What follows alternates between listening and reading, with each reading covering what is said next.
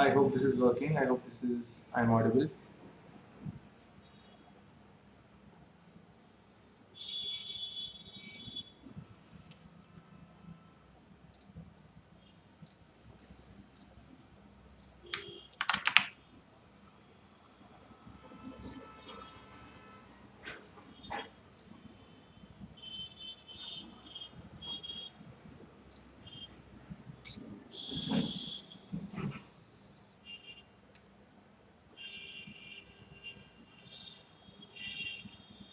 With just 6 lines of code, you can.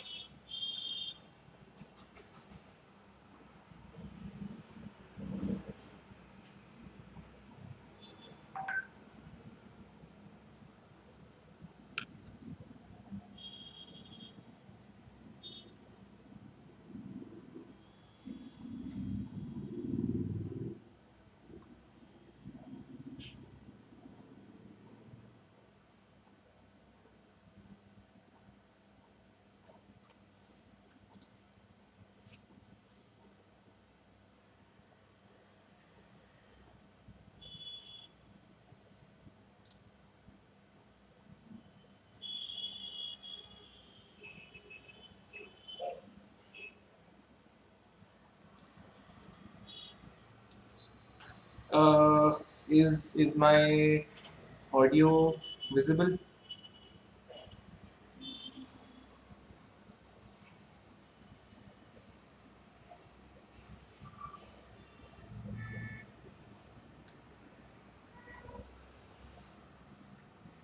Not my audio visible.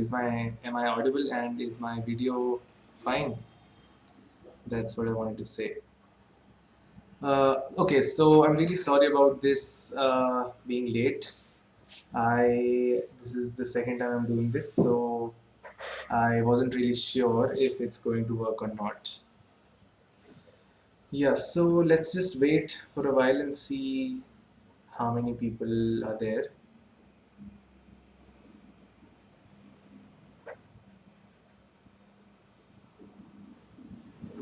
Okay, so I'm live and it's audible and visible, so great. So we'll be starting very soon, very shortly. Yeah, let's just wait for a bit and then we'll start.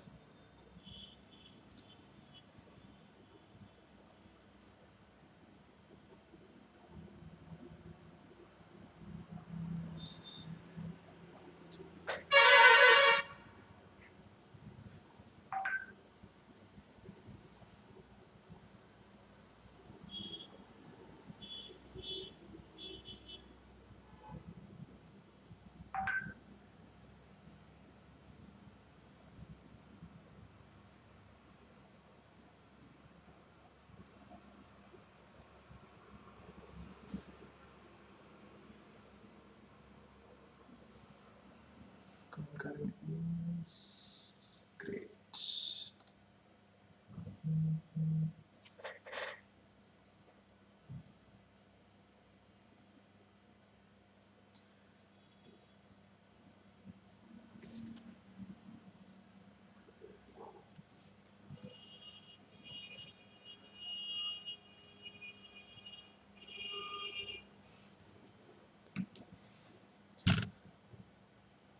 So should I begin now? Is everyone here?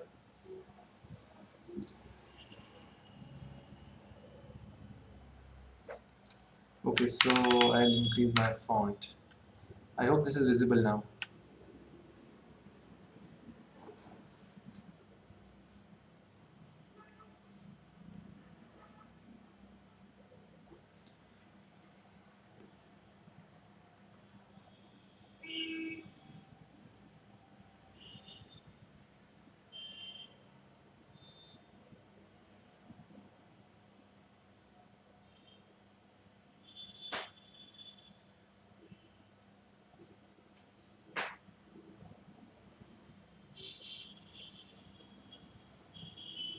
Okay, great. So it's visible now.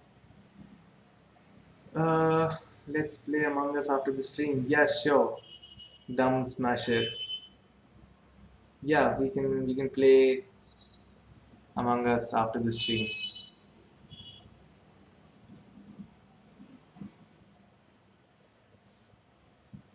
Should I? Okay. Shout out to Divyanshu Khandelwal. He's a great friend. Yeah. So should I wait for more people or should we start?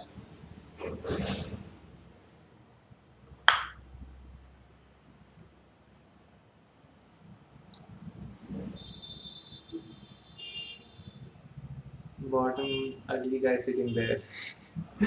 Okay, so the ugly guy is me. Great.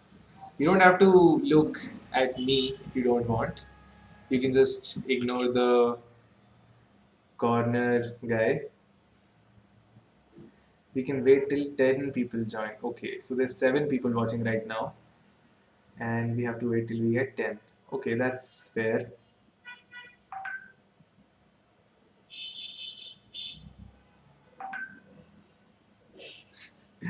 Shout out to Dump Smasher, by the way.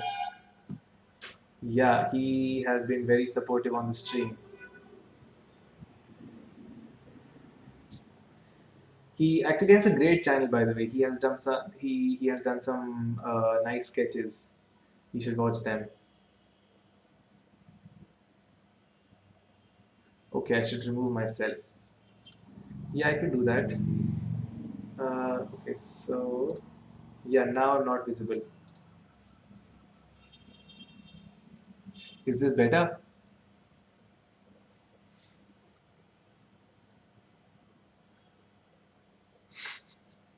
See, I'm getting mixed signals here. Some people like it, some people don't. Okay, so don't do this to me, man. Yeah, so now we have 10 people here. Great. We have 10 people. So we'll just start now. So how I came to know about Project Euler is it started in the third semester. Yeah. So what happened is we had a subject called data structures and algorithms, and so it was basically like sort of introductory course to computer science. And so I really enjoyed it. I didn't score very well in it, but I enjoyed it. I enjoyed studying data structures and algorithms.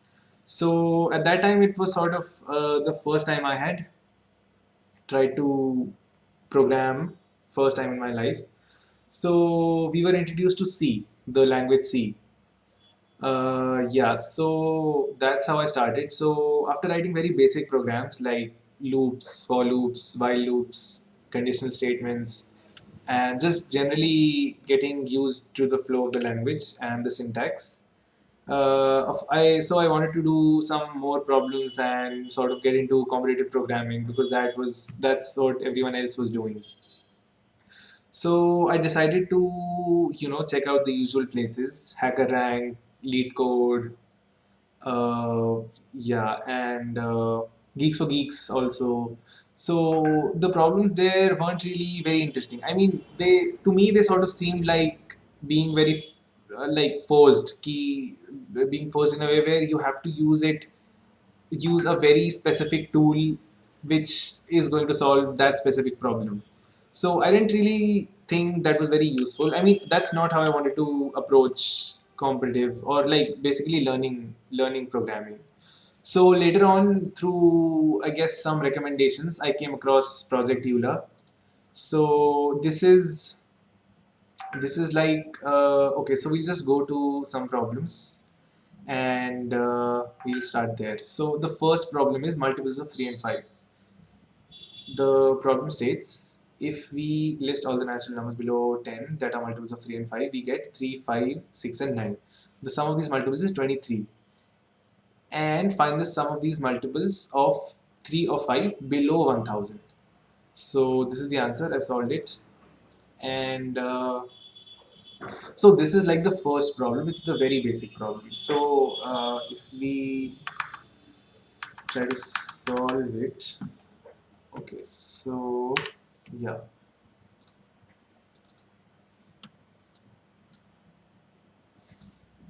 we'll choose a light color. Is this visible to everyone? Yeah.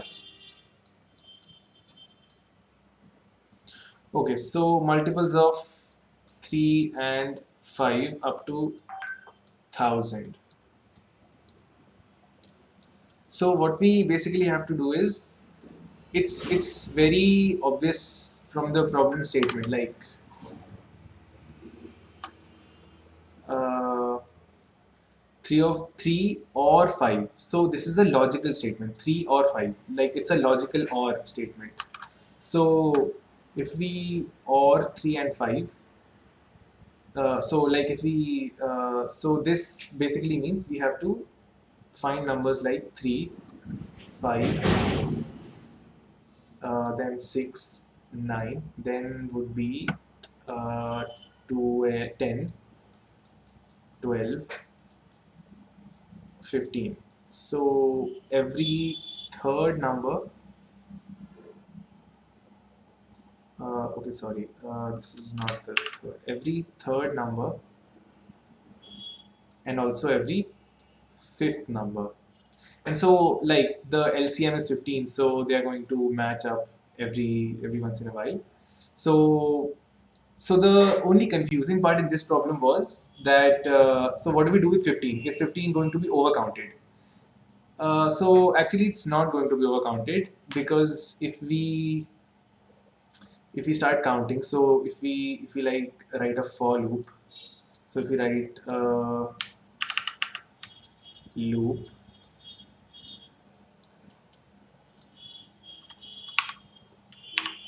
if you write a loop which goes from 1 to 1000, what's going to happen is and we check, yeah, okay, so we write a loop for 1 to 1000. So this is basically like an iterator. So what the iterator does is it just goes like I plus plus. So this is like a very simple example of an iterator. So if I starts at 1, if we do this statement, then I is going to go from 1 to 2, 3, 4. So this is going to be inside the loop. So yeah. So if this is the loop part, I begins at 1 and then we do I plus plus and we loop it 1000 times. So the value of I is going to be 1001 after the loop has run 1000 times. Okay, so wait, let me think about this. If you go from 1 to 1000, you start at 1 and you go to 1000. Yeah, it'll be 1001. I'm not sure. Tell me if I'm wrong.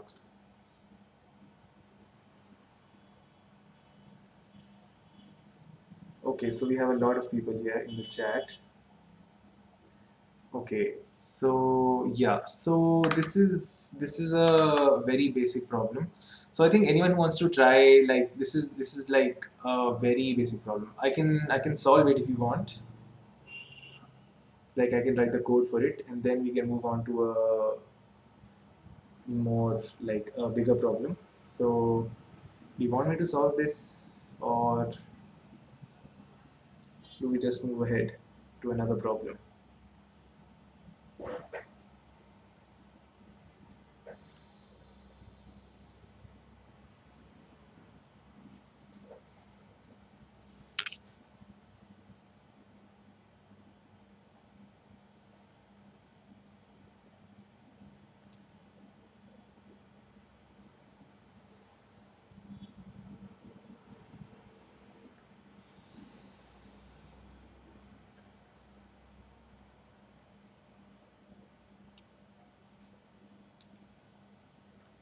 Solve कर दो ठीक है solve करते हैं we'll solve it.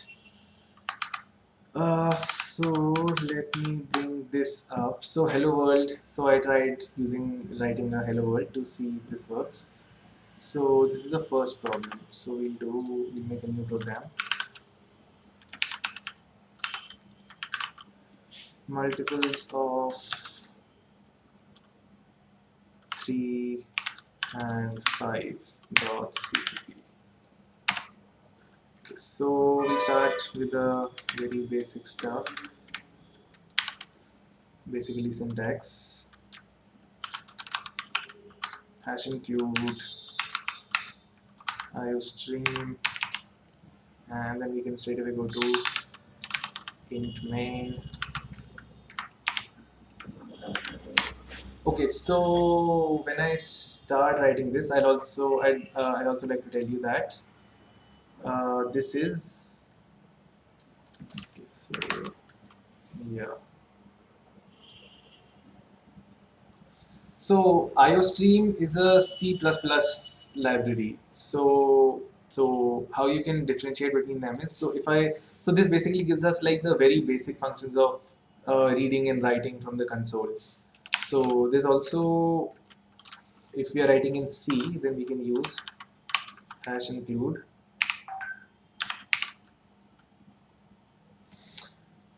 font size increase. Okay, better now. Hash include stdio.h. So this file, this is the C language specification, which is the header file for basic input output. So this is standard. STD is standard. IO is input output. So this is standard input output, and this is IO stream. So streams are basically a C++ concept where data comes in as a stream, and so that's pretty much all I know about it. Maybe we'll learn about it together later on.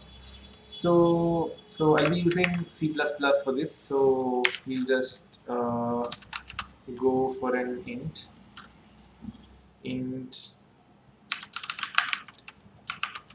iterator is equals to 1, and then we can just begin writing a for loop. Okay, so now this is the time where we decide what sort of program, what sort of a programmer are we going to be. Okay, so no, I don't want it to be the layer. I want a new layer. Okay.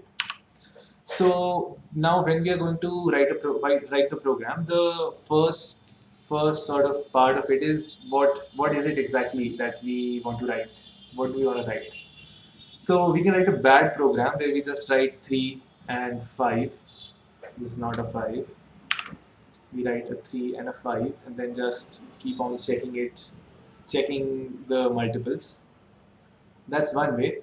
Or we can be a little more thoughtful about it and say that if we have a number x and if we have a number y and we want to check against some iteration of numbers, so any number z, if you want to check against a number z, whether these two numbers, so whether z is a multiple of this or any combination in that way. So, and we might want to take input from the user. So let's say x and y is going to be specified by the user of the program. So that's one way, or we can just hard code 3 and 5 these values. This is not how we should do it. We should do it this way. This is more usable. This can be used again for other things, and this is basically like good programming practices that we don't. So whenever in code you have like random numbers, these are called magic numbers. So we shouldn't have magic numbers in our code. We should have, as the number of magic numbers should be as less as they can be.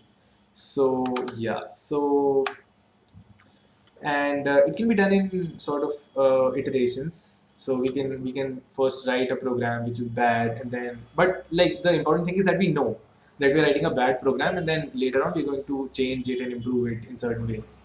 So it's a iterative process. Sometimes you're going to get errors. That's very normal. That's very natural. Yeah. So we'll just for now be like C in. Okay. So C out enter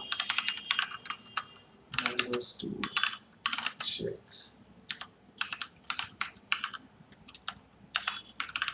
To check multiple. And then we can, okay, so why this gives an error is because this is C++. So we have to do std cout. This shouldn't be an error now. Yeah. So either we can do this. So whenever we have to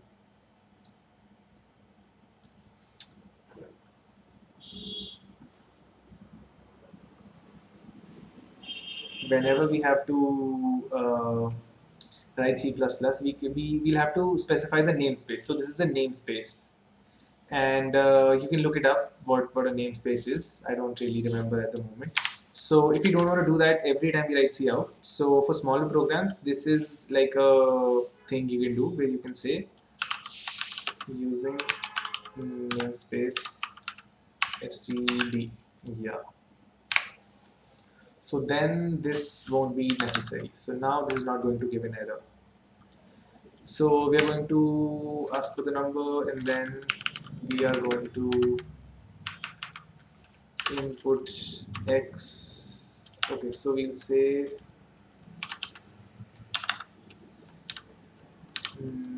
sorry, num1 and num2.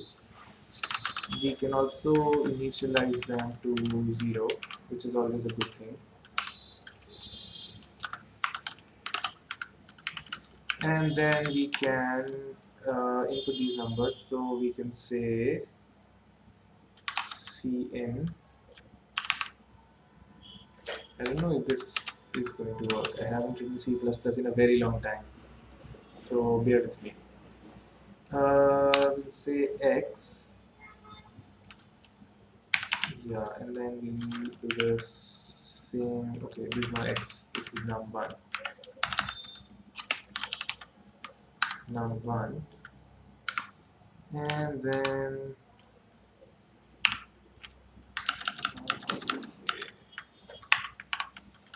we can do num2. Yeah, so we'll have both of our numbers and we'll have our iterator. So we can write a for loop now. For iterator.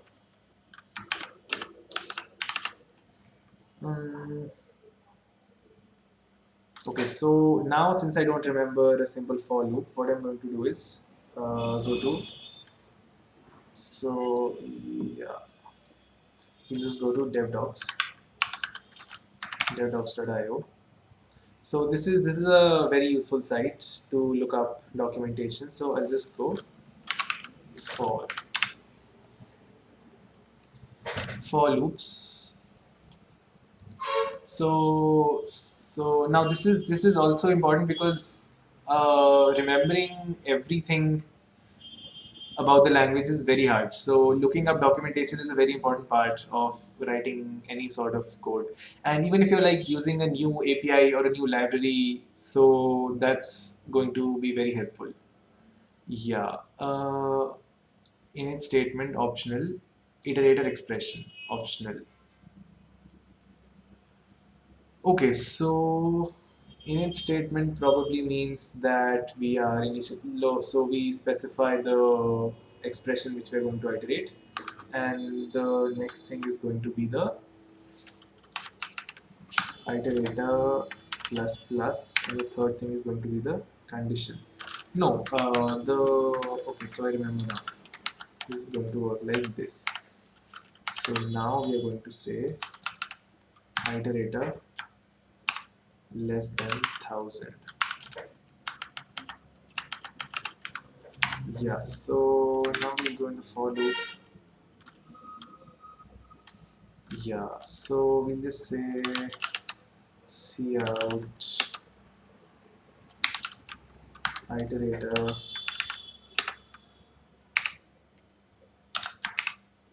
/n. Yeah, so let's just see what this does. We'll be able to see our iterator going from 1 to 1,000. So this is less than 1,000 and it's on 1. So it should, so in how I think it's going to work is it's going to show, the last number is going to show is 999. But I don't know for sure. So let's see.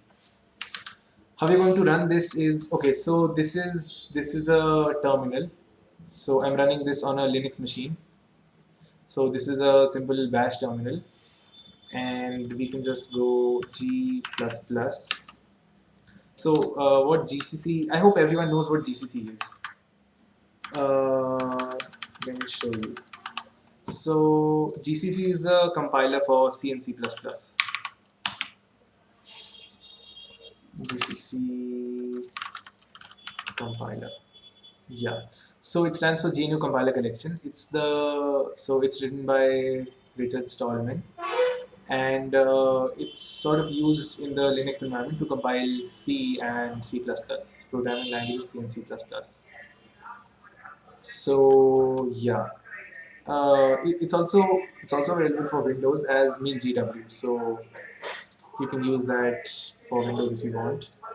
Yeah, okay. So I'll come back to this. We'll write G++,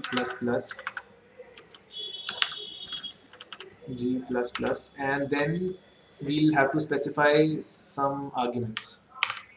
So the first argument is going to be the program which we want to compile. So it's the first program, multiples of 3 or 5, and dash O. So whenever we're in a command line environment, and we have to, like, we're using something like G++ or any tool or any sort of what do you call it, binary, even like if you're using any tool like anything, so you're going to pass arguments file as arguments, or you're going to raise some flags. So dash anything, dash O, dash F is going to raise a flag, and what it's going to do is trigger something inside the GCC process. So dash O stands for output. So now I'm going to name the output file. By default it's going to be a.out, but I don't want that, so I'll say 1 multiples of 3 and 5. Okay, so this didn't show me any errors. That means it's compiled properly. And okay, so I'll show you. Okay, so you see this is the C++ file, and this is a file which doesn't have an extension. So this just gave us a binary file which the computer can run with the name of 1 or multiples of 3 and 5. So we can run it by using dot slash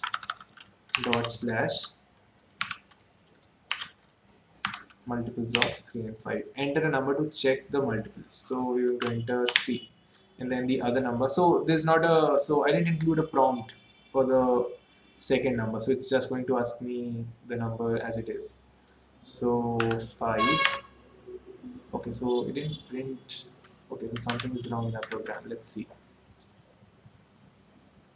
For something, iterator is at 1, num1, num2, cout iterator /n. It should have shown the answer. Does anyone know if I'm doing something wrong? Can anyone help me out here? Iterator ++.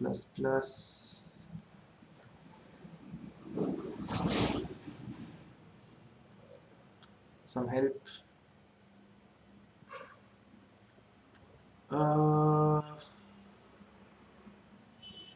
This should work. Less than for loop. Iterator greater. Okay. So this didn't run at all. Okay, so we need it to be smaller than 1,000. So how the loop functions is, this is the variable it is going to iterate for the duration of the loop. This is the condition which it is going to check after every, so when this block of code executes, so it's again going to come back to this. It's going to skip the first argument, it's going to go to the second argument and then uh, go and check if this is true. It's going to run again and then iterate again. So this is going to happen. So yeah, now this should run. So we'll do this again. We'll compile it and then we'll run it. Enter the number 3, 5. Yeah. So I was correct actually. It goes till 999. Okay. So I haven't forgotten how to actually think about logic. Okay. So this works till now. So we'll just copy this and we'll say enter numbers to check. Okay, so this is fine. You don't need to change this. What we'll do next is, so our iterator is working. We'll go to 1001 and later on we can change it also to be a variable we take from the user. So right now I'm only taking the numbers I want to check for multiples and this is still a magic number. So later on I plan to change it. Yeah, so okay, so now our iterator is working. We don't need this line anymore. So what should we do next? Okay, so we should go back and get learning data. So we open up something new, and so we have our basic loop structure ready. Now we have to write the logic for the loop, which is the important part. So like it's a very trivial logic for this program, so it's not really very difficult. We just have to check every time, like so our variable is the iterator. We just have to check the iterator. So this is t and t, not plus plus. So we have to check for our iterator every time if it's a multiple of 3 or a multiple of 5. So we can simply use 3 or 5. This is a logical statement in C++. So again, I can show you the reference. We can say or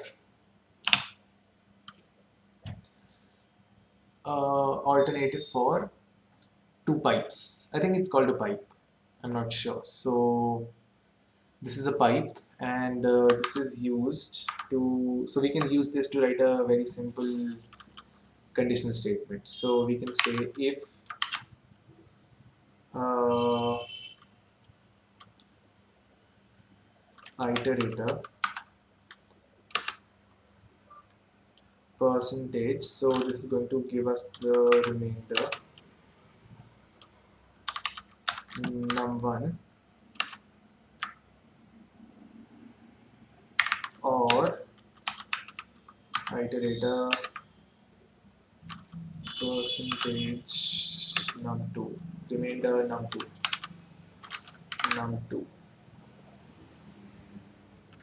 So if this comes out to be true, we want it to be included in our sum. So we'll need a new variable in sum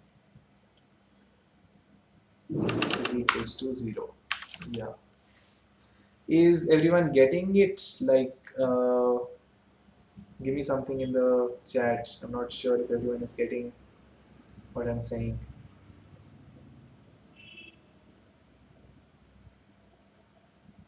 We are back to 7 viewers. That's great.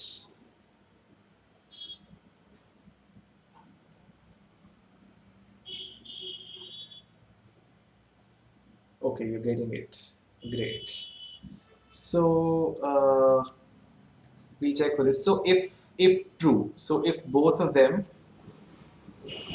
are going to be divisible by, so if our iterator, so if our iterator is divisible by num1 and num2, which is going to be 3 and 5 in our cases, so we'll be able to get the solution. So now we need to add the iterator to the sum.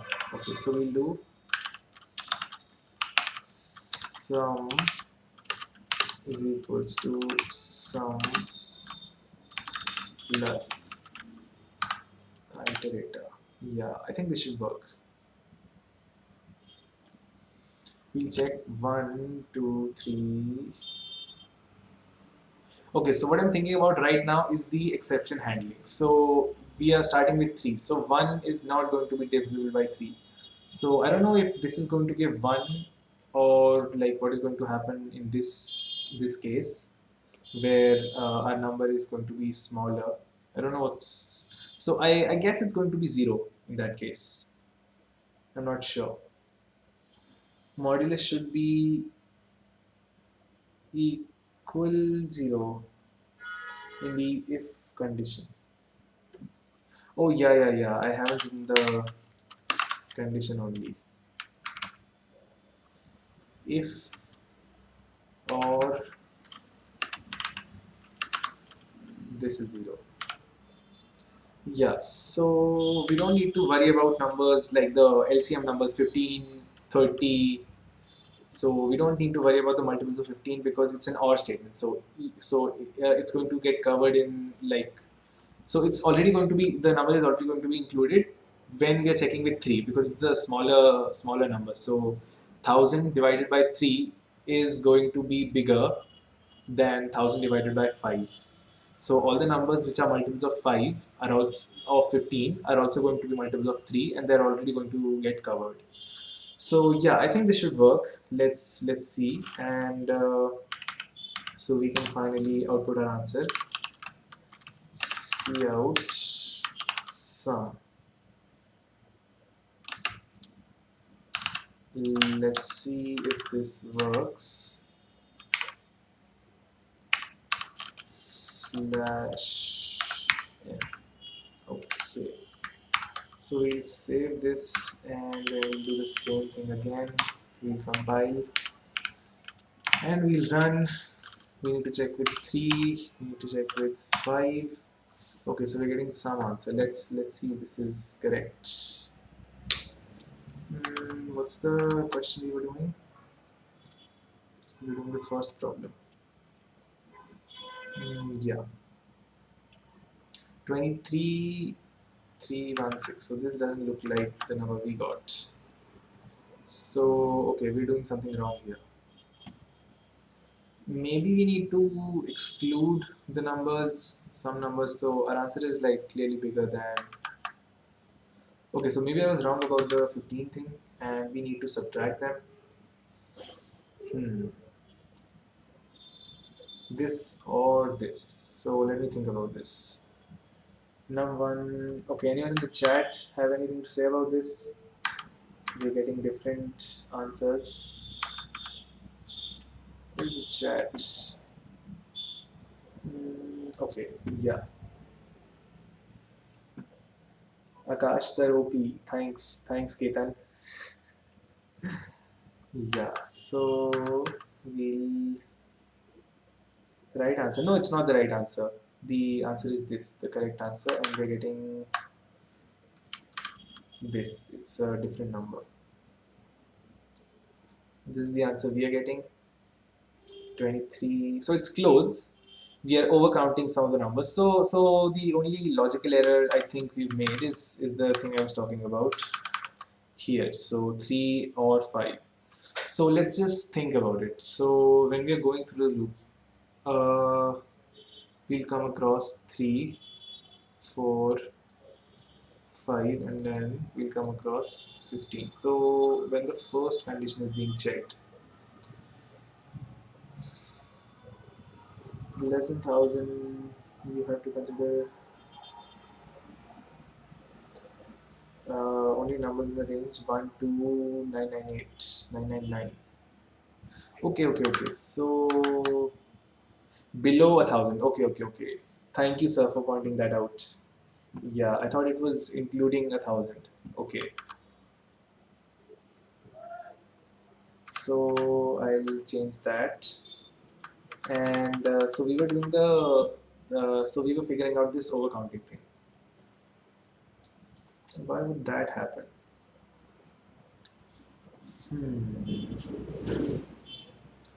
3 or 5. So 15 is first going to get counted when you're checking for 3. And then iterator is going to increase again. Okay, so I don't think we should be overcounting 15. I don't know what's going on here. Anyway, let's just uh, try to do that. So what we're going to do is subtract. Wait, let's just read the problem again. If we list all the natural numbers below 10 that are multiples of 3 or 5, we get 3. This is this. Sum of these multiples is 23.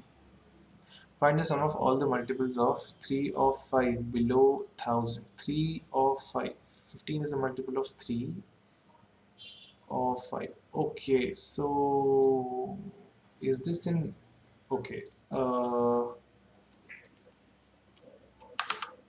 We can exclude the 15 part, this or this. So we can continue with this statement, or okay, so we should write another if statement inside. I don't think it's a very good idea, but let's just do it anyway. Yes, so we'll go if it is also not divisible by iterator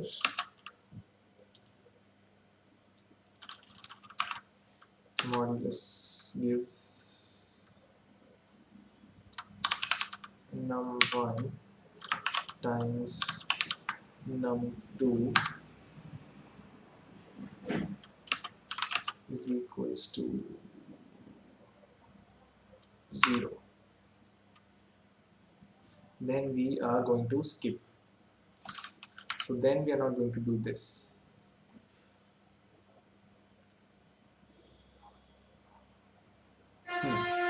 Okay, so let's try this. This is something new. Not. If we not this statement, and then we do this, I think we should get the right answer. I hope. I don't know. I'm just playing here now. 5. Okay, so the answer didn't change at all. Okay, so this didn't work.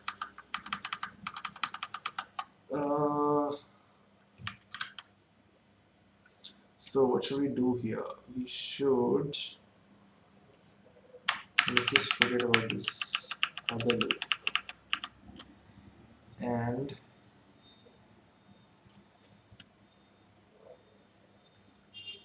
three or five.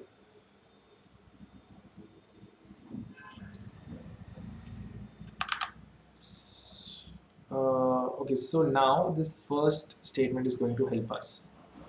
So what they do is, like in all of the project Euler problems, they explain the problem and then they give us a test case so that we can check our answer and our logic. So if we get this right, like if we do it till 10, if we change our loop from 1000 to a 10, and we get the answer as 23, it's pretty sure that our logic is right. So we can do that now. So I'll just change it to 10, and yeah, then let's see what happens. We can do this again. 3, 5, 23. Okay, so this is working. But so the thing is, in this problem, the problem actually really starts only after we've encountered 15, which is a edge case. So okay, so what I'm going to do now is not recommended at all, but this is what you do when you're not getting the answer. So we're just going to brute force it now, and yeah, I'm counting the iterator do not include 1000. Okay, let's do that. Uh,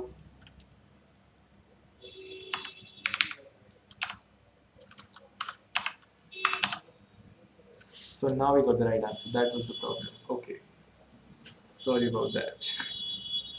So our logic was right, but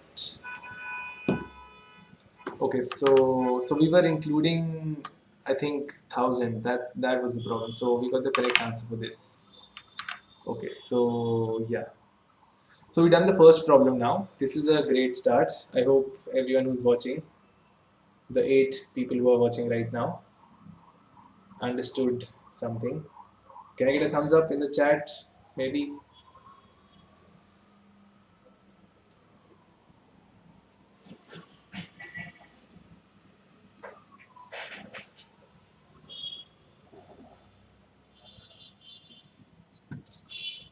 Okay, so I'm getting a congratulations for solving the problem I've already solved. Okay, so anyway, so now we can sort of talk a little bit. It's been 45 minutes. We can talk a little bit about what. So let me show you. Let's go to problem number 600. Yeah, so if you read the problem 600, it says. So I just entered this randomly. I've never seen this problem before. Let Hn be the number of distinct integer-sided equiangular convex hexagons with perimeter not exceeding n. Hexagons are distinct if and only if they are not congruent. Okay, so this is a bit more geometric. The problem is a bit more visual. We are given h of 6 is 1, h of 12 is 10, and h of 100 is another number. So again, they've given us a problem, and then they've given us test cases. So h of 6 should come out to be 1, h of 12 should be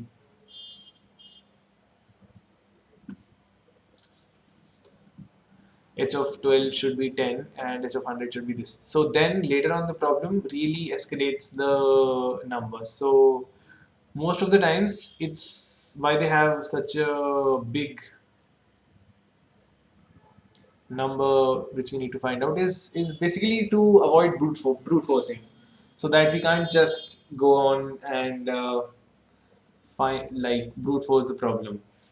In the very basic questions we can brute force, but like this sort of problems it's very difficult to brute force. So for 100 we're going to we already reaching 31,000, and so we have to find it for 55,000. So this is actually going to be a very big number. And so another thing is this is probably not going to fit in the range of a 64-bit integer. I don't know, maybe it does, but there are some problems where we can't really fit the number. So like this is one of the problems where it won't fit. 1000-digit Fibonacci is one problem where it won't fit. Okay, so let's just check out these problems. So n factorial. This is like a very, I guess everyone who is watching this. Okay, so someone is asking what's brute force. So brute force basically means if, so I'll give you a very simple example. If you have to find the, if you have to find if a number is a prime. So if like a very large number is given to you, like it's a very big number, and you have to find whether it's a prime or not. What you might do is just take the number and keep on dividing it by every number. So you just put an iterator like we just did here. So in that case, what we do is just we make this however large we want, and then we just do this and we check if it's prime or not. But that's not really a good idea because it's going to waste a lot of resources, and we can basically go about it in a much more efficient manner and much more algorithmic manner, which is going to take less resources for the computer to work out the problem. So that's what brute force is. So in very large problems, we can't really brute force the solution. Okay, so yeah, so there's one very interesting thing which I think I should bring up for brute forcing. Okay, so this is a problem, and okay, so let's just read this through to understand what's going on. By starting at the top of the triangle below and moving to adjacent numbers on the row below, the maximum total from the top to the bottom is 23. So if we move to this number and then we see key which number is going to like give us the largest sum. So these four numbers are the combination which will give us the largest sum. If we went any other way, like if we went like this, 3, 4, 6, 3, that would be smaller. This would be smaller. Anything else would be smaller. So we have to do the same thing for this triangle. And so the note is the interesting part, which I wanted to tell. As there are only 16,000 roots, it is possible to solve this problem by trying every root. So what this means is that we can go from 75 to this, and then we can go either way, and then we can just sort of, we'll trace out all the roots there are. So we'll go this, and then we'll go like this, and then we'll go like all the roots. We're going to cover all the roots basically. So it's going to come up to this number. So 16,000 iterations is like a normal thing for a program. Sorry, for a computer to be able to do. So, but they say it's possible by trying every route. So this would be a brute force method to solve this problem. We're not using our brains to come up with a clever way to come to solve this problem. And so now we're going to check out problem 67. Is the same challenge with a triangle containing 100 rows. It cannot be solved by brute force. So let's just check out this problem. And okay, so this is the same premise, same problem. Find the maximum total from top to bottom in triangle.txt. So this is a text file, and this is the text file. So it's a very large text file. So this is one number, second. So it sort of loops over. So this whole thing is one row, like till this point, till 65, and then till 45. So this is sort of going in the second row, and now it's going in third row. So I think, yeah, this would be okay. So this is one of the rows. So we'll have to check all of these iterations. So this is actually a very large file. This is the last. This is the most bottom row. So not this. You're doing 60. Yeah. So like that was this bottom row, which is much bigger. So we can, yeah, so let's just read the note here. This is a much more difficult version of the problem 18. It is not possible to try every root to solve this problem, as there are 2 to the power 99 roots altogether. And if we could check 1 trillion roots every second, it would take over 20 billion years to check all of them. So they say we have to find an efficient algorithm to solve it. So this problem cannot be solved by brute force, and that's why we'll have to use a clever method to solve this. Yeah, so I haven't really figured out how to solve this problem yet. Uh, Maybe I'll try it some other time, and then I'll tell you. So what do you wanna do next? Should I solve another problem like which I've not solved and which is like approachable right now? Yeah. So what do the people want? I'm here for the people. Any suggestions? Anything else anyone wants to ask?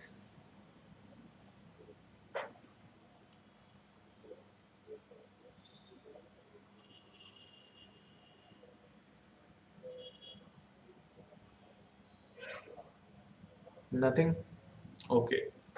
So I'll just try to solve this problem now, which is the 11th problem. In a 20 by 20 grid, four numbers along a diagonal line have been marked in red. Okay. The product of these numbers is this.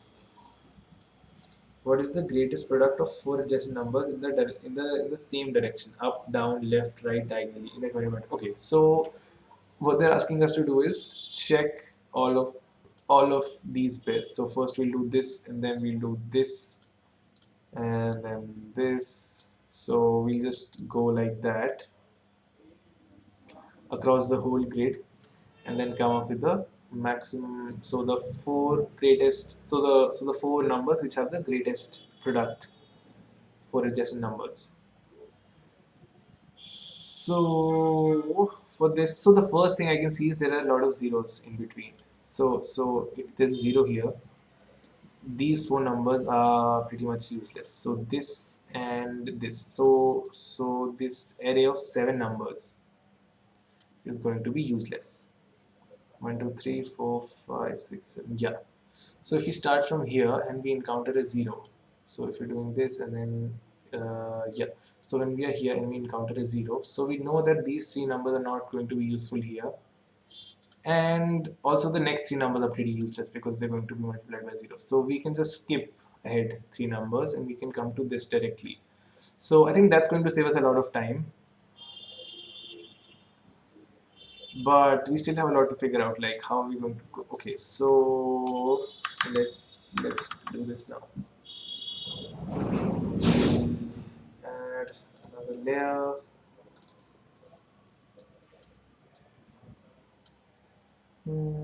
Yeah. So now we have a 20 by 20 grid of numbers. 20. So matrix basically. So we have numbers everywhere. And so this is going to be I, and this is going to be J, let's say, to be consistent with mathematics, like matrix representations. Okay. So the first thing which I know from experience is we are going to use vectors for this. We're going to use vectors. So vectors is the part of the standard template library, and we can use vectors to sort of do a lot of things. So we just go to dev docs, and we look into vectors. Std vector, yeah. So, uh, so what's important here is we see how we are supposed to use a vector. So it's a templated.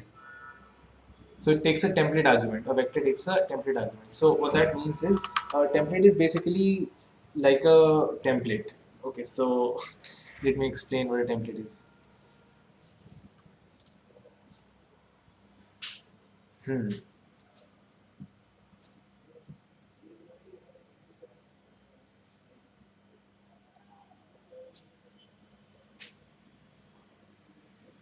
Okay, so a template is basically am I audible? Am I visible? The stream crashed, so I'm not sure if I'm live back again. Am I?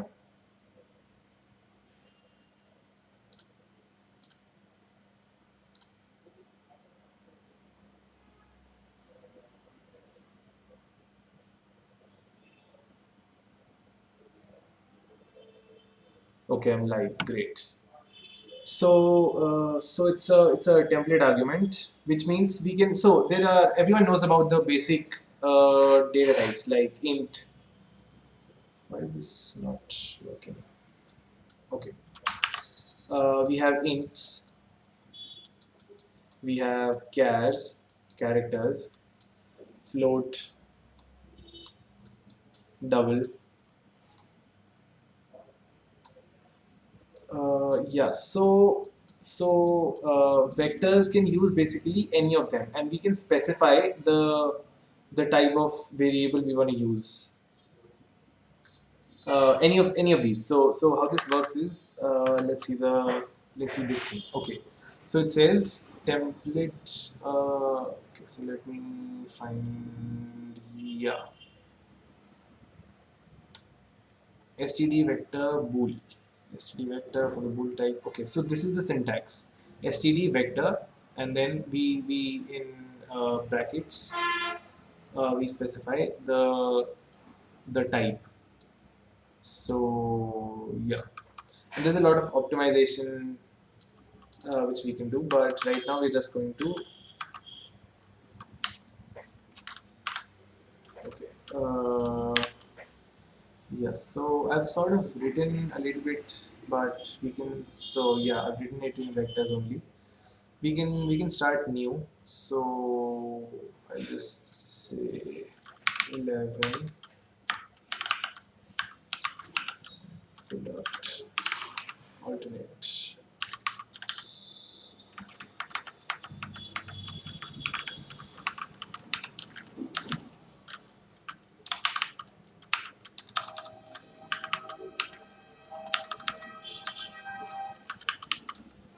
Largest product alternate. So yeah, we write the basic stuff again. Hash include higher string, hash include vector,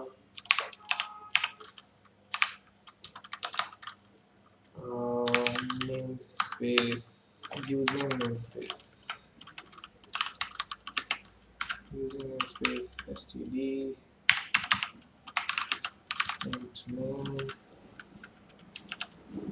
Yeah, and then we can begin writing our program. So we can say vector.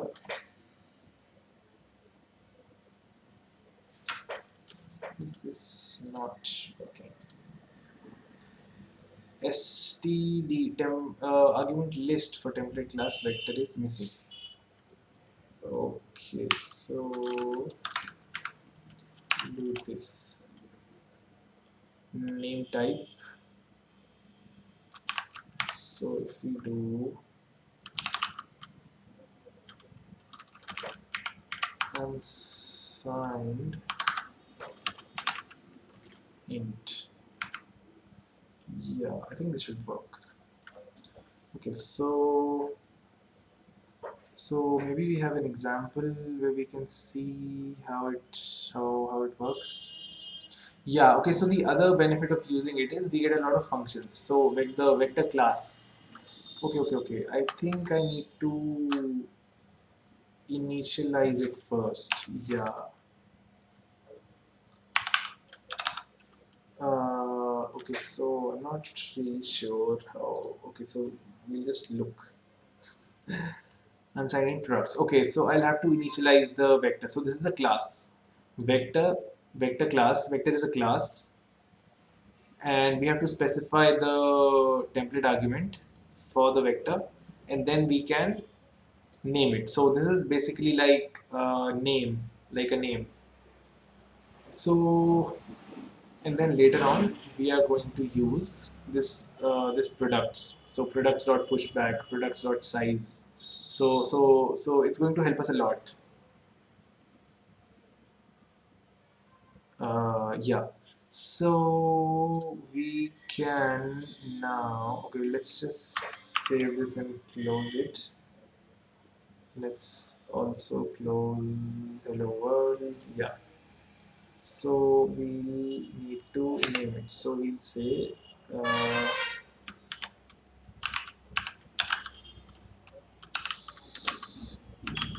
products, and we write small b. It's going to be easier. Yeah. So this is initialized, and okay. So now for our grid, so we need a vector of vectors. So this is going to be a vector, and then we need a. So what I'm trying to say is, so vector is basically an array. Vector and arrays are the same thing. The benefit of using vectors is that it can change its size dynamically. So it's a dynamically allocated array. So basically, when you specify an array, is you say, okay, so let's explain this in code.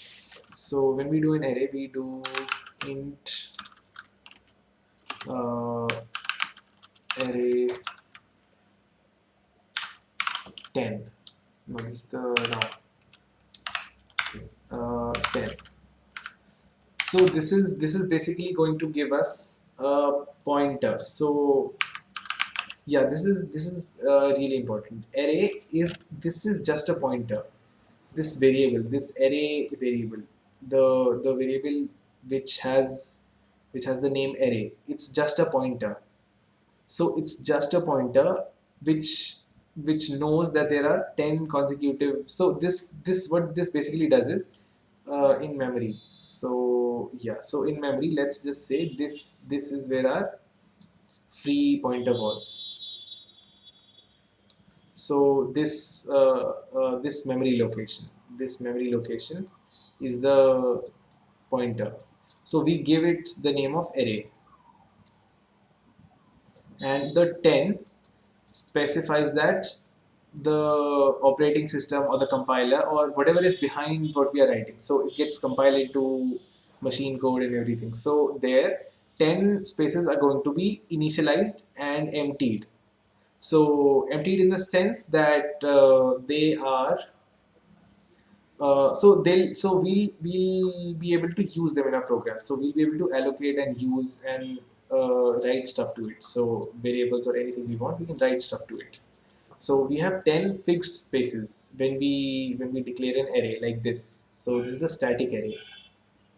There are benefits to using this, but for larger sizes of, so when we have to, so okay, so in a case like this where we have to do a lot of products, so if we uh, go for 4 and then 4, so this will go till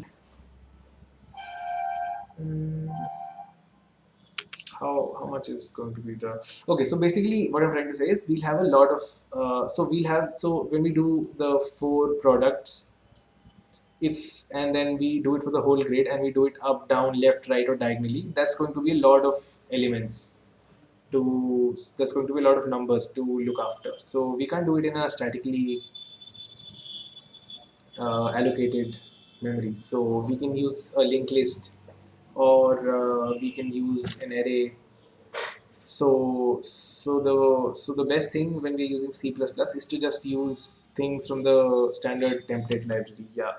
So vector is a part of the standard library. So this is basically part of the language. So if we're using this, it's not like we're not writing our own code and we're cheating. So even I thought that using libraries and not writing code from scratch is like, yeah, vectors are by themselves, they are one dimensional, but we can use them in, so Tavish on the chat asked multi-dimensional arrays question mark. So multi-dimensional arrays we can use, so we are going to use, by the way, multi-dimensional arrays to store our to store this matrix. We'll get to that in a bit. Yeah, and what was I saying? I was saying that, so yeah, we're going to have a lot of products. So we need a memory which we don't have to worry about, and the sort of computer can look after the memory for us and assign however much memory it wants. We just need to solve this. So this is what we're trying to do. Yeah. So let's just focus on that.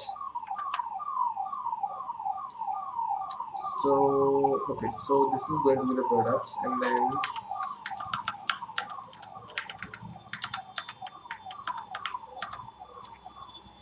we are going to make a vector of vectors. So how is that going to work? Vector of vector which is of unsigned ints.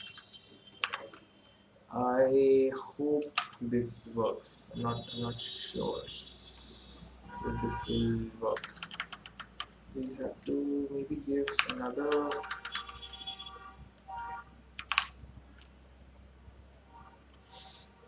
Yeah, so this will work.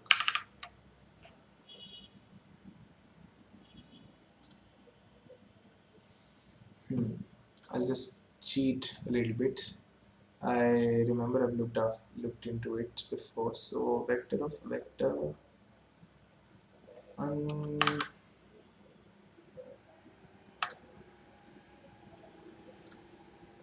okay, so we just need.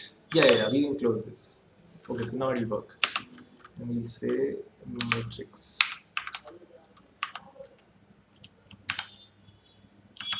Yeah, it works now. Okay, so now we have another important decision to make. We can like directly take like copy paste this whole grid into a program and not worry about like being able to input or not input other matrices for the same problem. So right now, because I don't know how all of this is going to work, we're just going to start with that. So okay, so I think I'll just copy paste this code. Yeah, so how this is working is it's the product, and then okay, so I've done this line, and then it's a matrix of 20 integers and a vector unsigned of 20 and 0. Let me explain this, how this works. Hmm,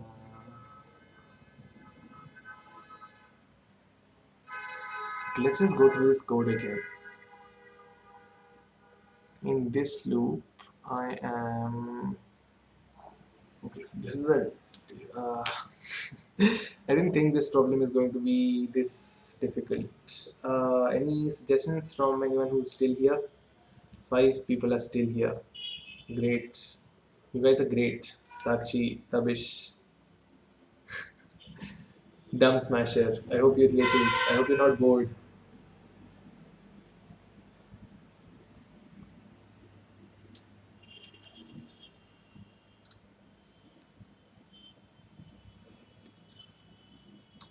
Let me. Okay, so what can we do here? We'll go.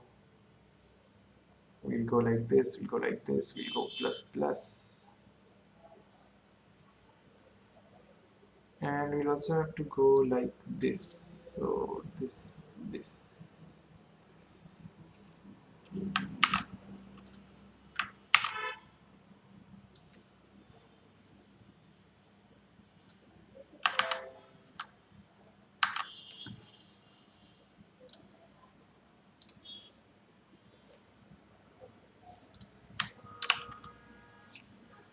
Yeah, so what we are going to do now is, so we want to go this way.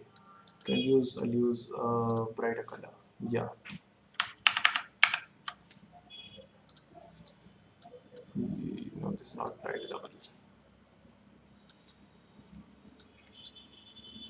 I can do, yeah. Okay.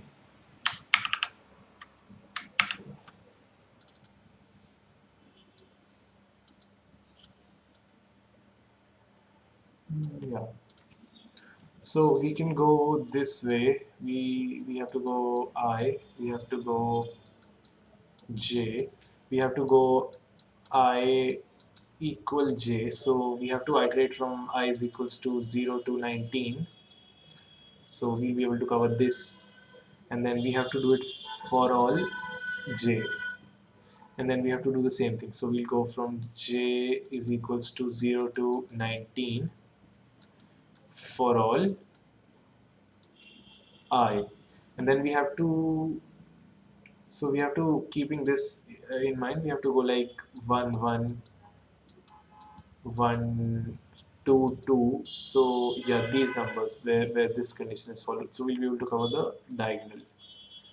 But the thing is, we'll only be able to cover this diagonal. We also need to cover this and this and this. So how do we do that?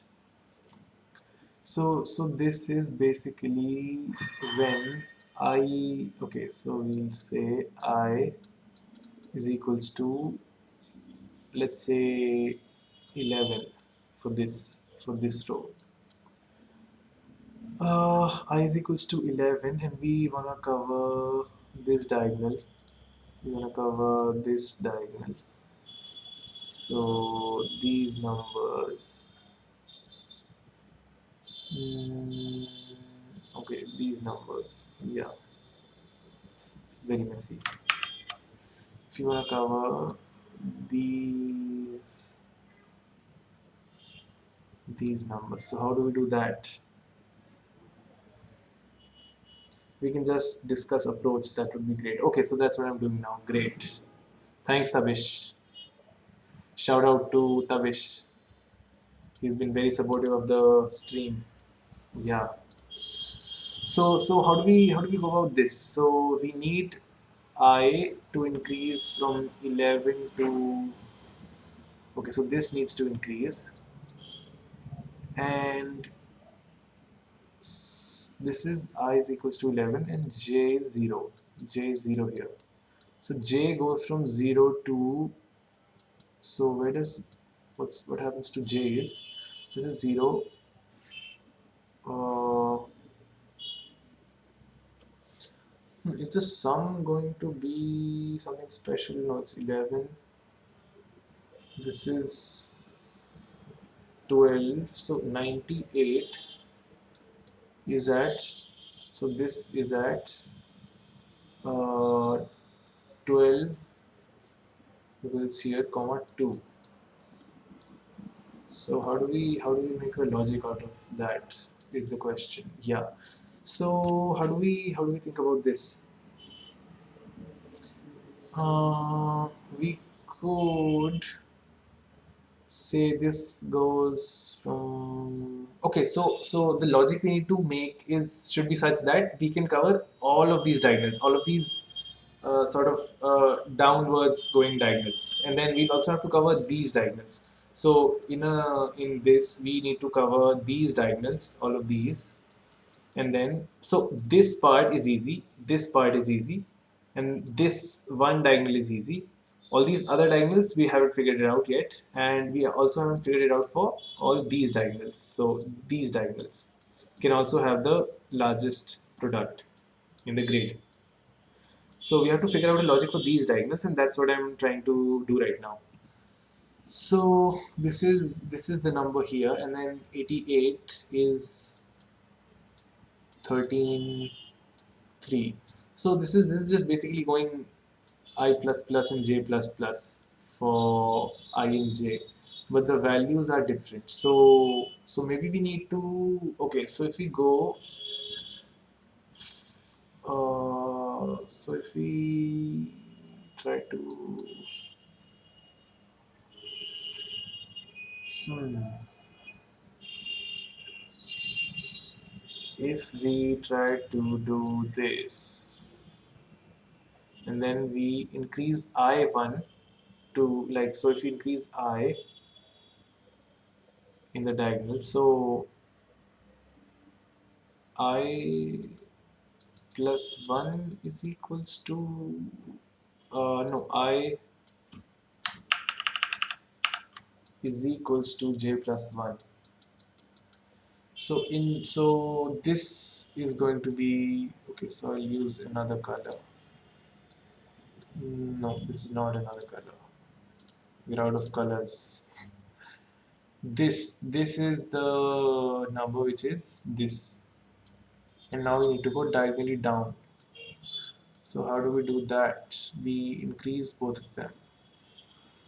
Okay, so we, if we iterate this, if we go like this, so we'll be able to cover this whole thing diagonally. So we need, like, this one also needs to increase, so it needs to go, so if it's x, it needs to go x plus plus, and this needs to go from 0 to a 9 to 19. So this is going to be 18. This is 18, and we also need this one, and then 19 is just this. So 18, and j is 1. 19. Okay, so is this going to add up to 19 every time? Let's see. So this is 17 and this is the 1. This is I and this is J. So J is 0, 1, 2. Okay, so I think I figured it out. This is 17 and this is 2. So this adds up to 19. This should also add up to 19. Let's see. This is 16 and this is 0, 1, 2, 3. 3. So these add up to 19. So for a diagonal, we have to, for these diagonals, so along with this also, uh, I plus j is equals to 19. So the last j, so this and this is going to be, the sum is going to be 19. For which, think of it with respect to any one of the arbitrary number for which we can go in 8 directions. Okay, so you're saying if we do this, like for this number we can go to not 8. Okay, how many directions can we go actually? 8. So this is 1 2 3 4 1 2 1 2 3 4 5 6 7 8. Yeah,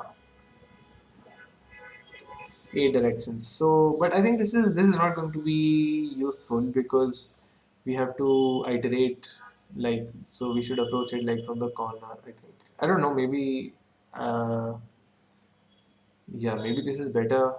I don't know. Say something more if, yeah, dumb smasher. Hmm. Let's just clear the space up a little bit.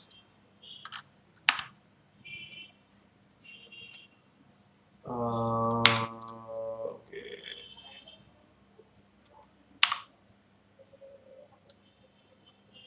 Show the question again, please. Yeah, I'll show you the question. Just a second.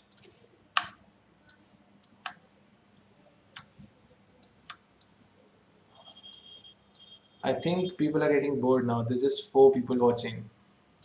Who all are there? I'm very glad that 4 people are still here.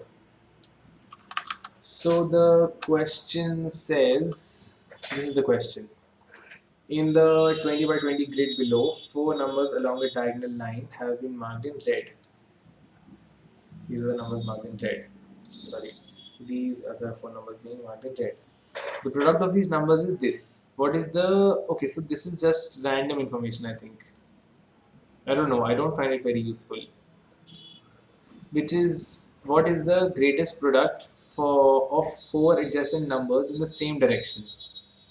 So what I'm thinking is we just need to iterate through the whole table in all directions.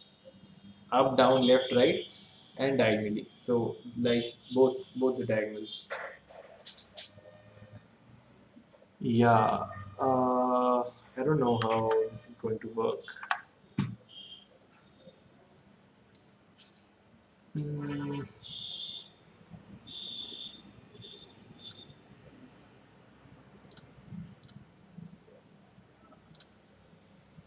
Okay, so let's just get rid of this whole thing.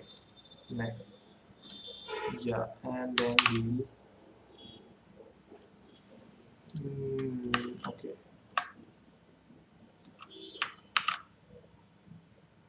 Let's just do this again. We'll go through it again.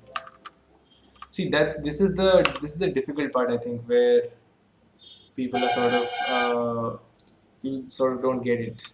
But I mean, yeah, it's a difficult process. You just have to work through it.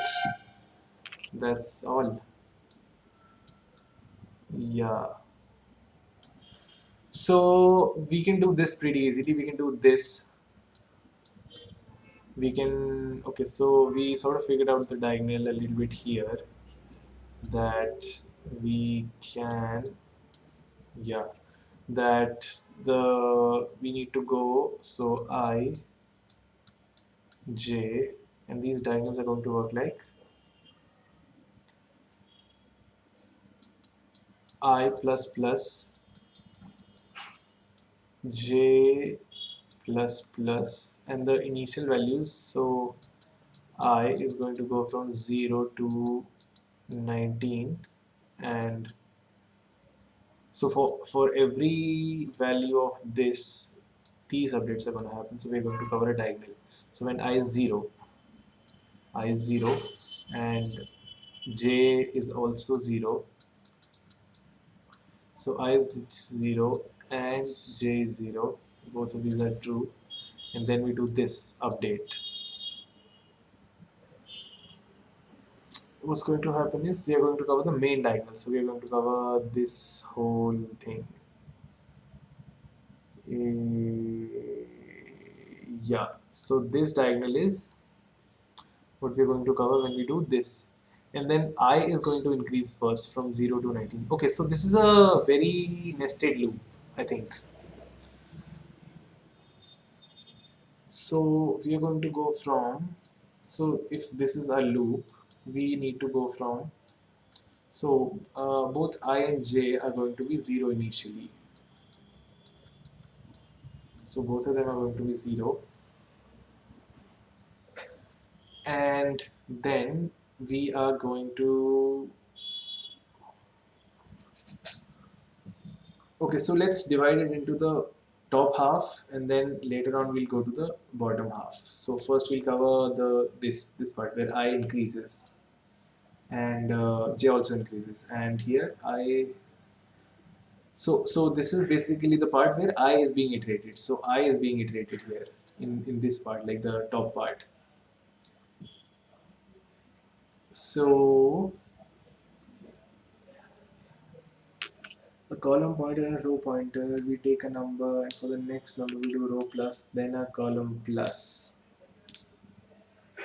Okay, I didn't really understand what that means. A column pointer and a row pointer, we take a number from the next, and for the next number we do a row plus, then a column plus. Yeah, I mean that's the algorithm we're trying to come up with. That's true. So how do we actually translate that into code is the part we're trying to figure out right now. So this is going to be 0. So this is the first thing, and then if we want to cover this base diagonal, so both of them are going to remain 0, and then we'll go I plus plus j plus plus j plus plus. Hmm. So this is going to cover our up till 19. So we have to go till 19, 0 to 19. 19. And then what we have to do is increase I plus 1.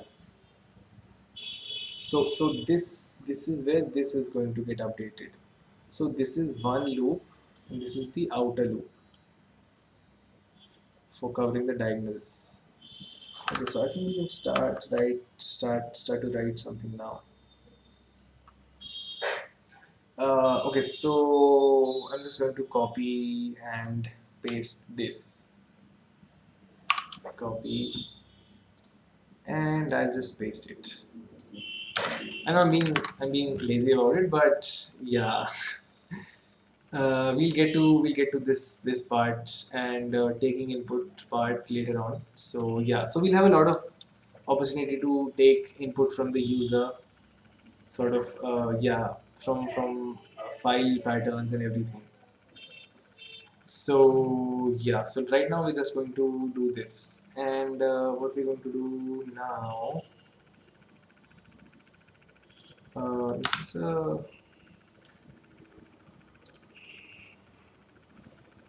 int main.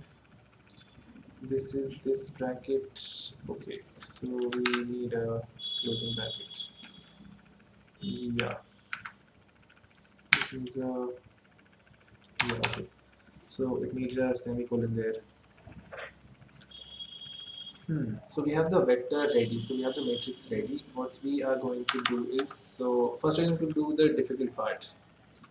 So we are going to go for, first we're going to initialize our variables.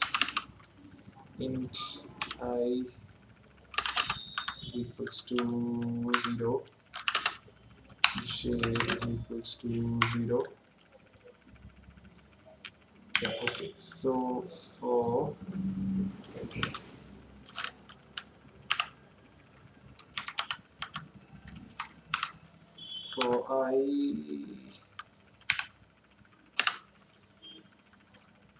I is less than 20, we are going to do I plus plus. And okay, so can we double iterate it? So can we have two conditions in the same loop,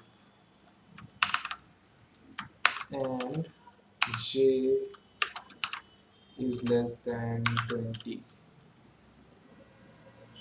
I plus plus j plus plus. Okay, so let's see. Let's just keep it here for now, and we'll start writing something. So what we're trying to do is do the diagonal first. Okay, so let's just try to print the diagonal. So the first diagonal. Yeah. So what we do is see out mm,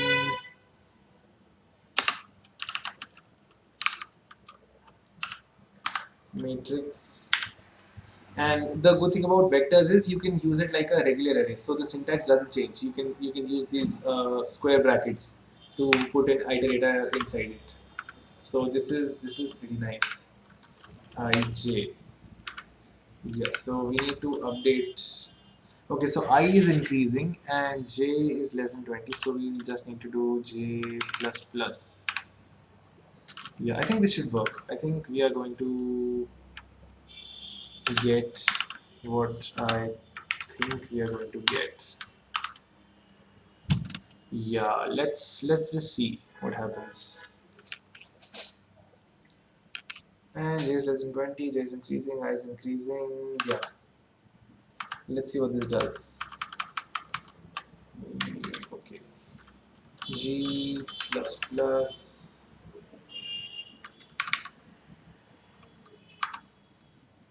largest product alternative dot cpp dash o space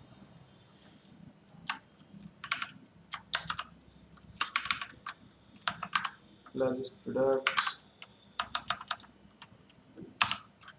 Okay, so we have an, okay, I didn't, okay, sorry about that. Yeah, and we can do dot slash largest product alternative. So we are seeing, okay, so let's just bring this up. Where's the question? Yeah.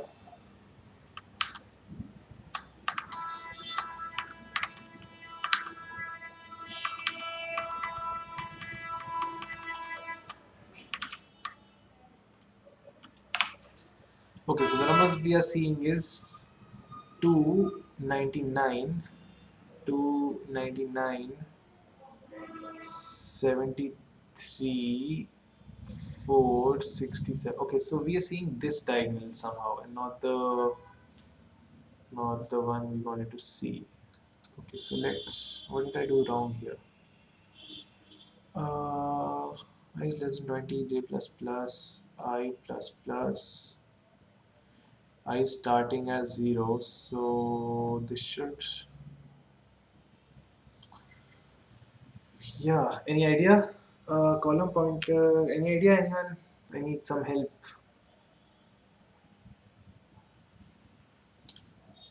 Why it's showing the second one and not the first one?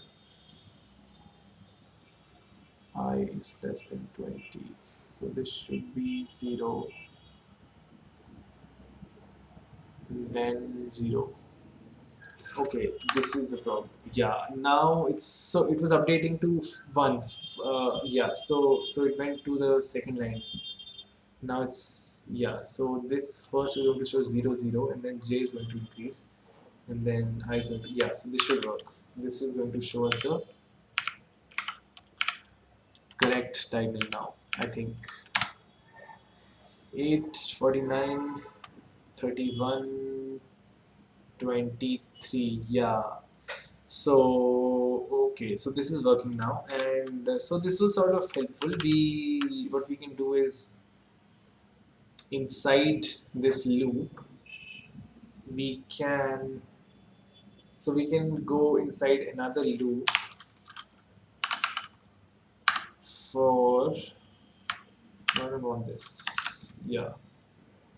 For okay, so I want what I want to do is every time this loop completes. So when the outer loop completes, I want to update. Okay, so let's just put this thing into the inner loop.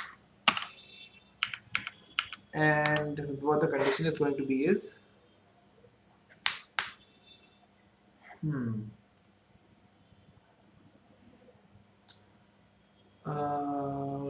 so we'll go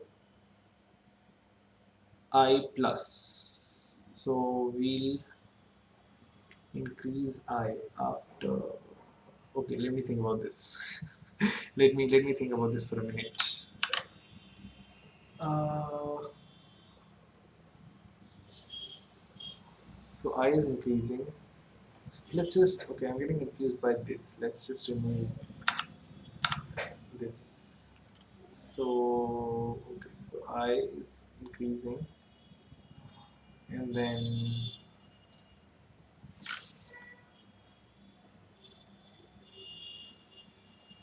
hmm. If we put a J, like if we put a loop for J here, then we won't need to do the J plus plus update there. But should we do that? I am getting no help from any of my audience. The three people, the two people who are still here. Who are the two people who are still here, by the way? Is it Tabish and the Dub Smasher, or is someone else also here?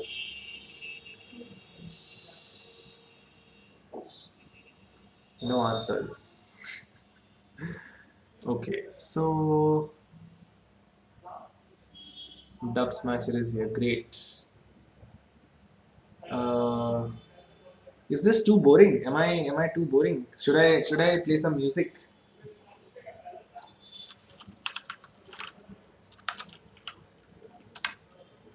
Let's play some music so that it's better.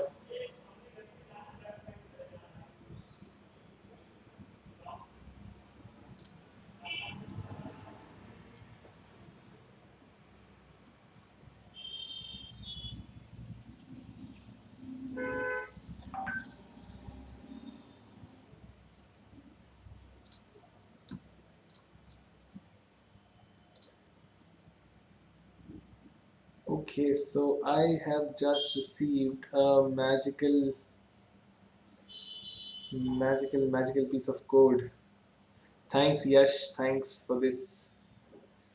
Okay, so let's see if this works. I'll just copy paste it. This is not. I mean, yeah, this is not a good idea, by the way.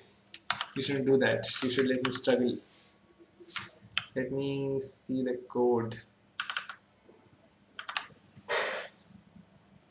Okay, what is going on here? We have some okay, right product four times plus plus plus. Okay, product down, product left. Okay, so you're doing it in one loop. Oh, that's a great idea. So I and J, and then okay. Okay, this is great.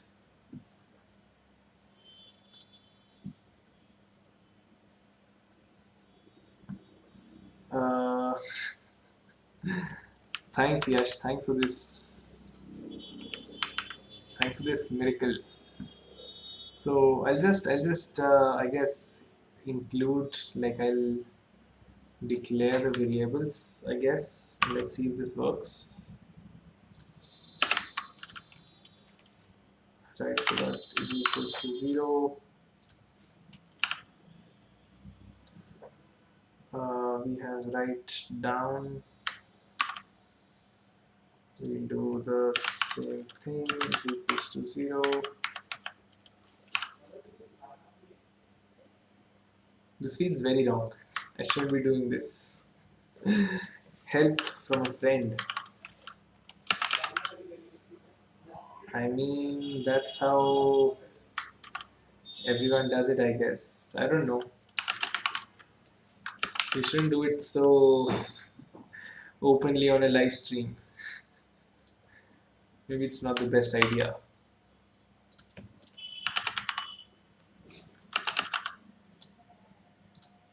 Anyway, thanks for this, Yash.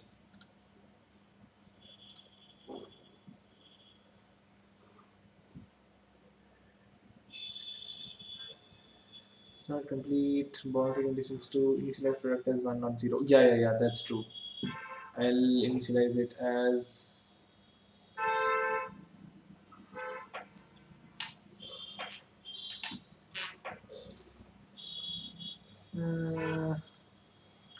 okay, so I need to.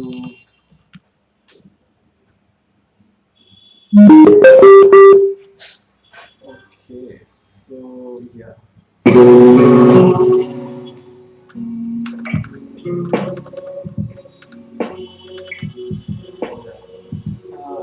I'll initialize them as 1.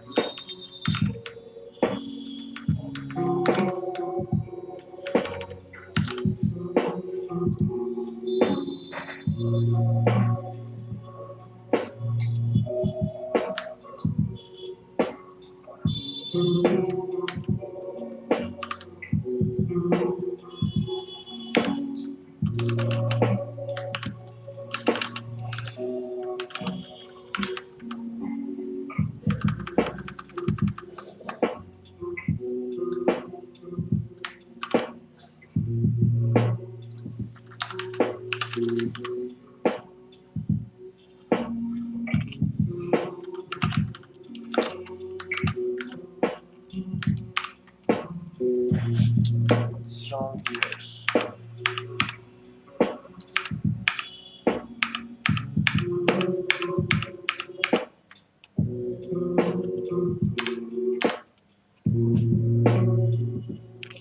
Why is this showing an error?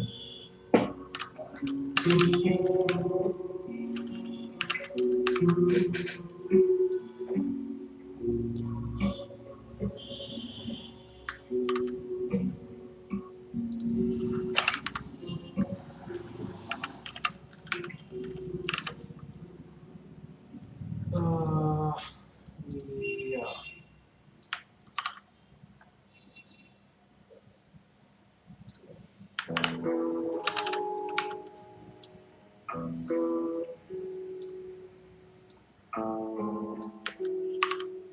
Okay, so the max function you're using. So do I need to write the max function myself, or is it like what's the deal with the max function?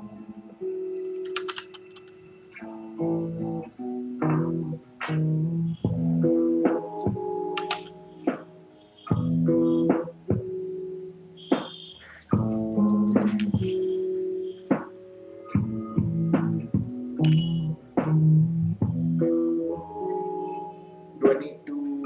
It's included in header file. Which header file is it in?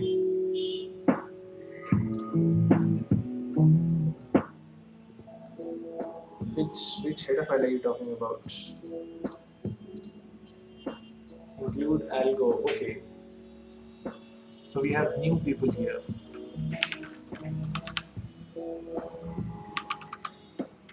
We want to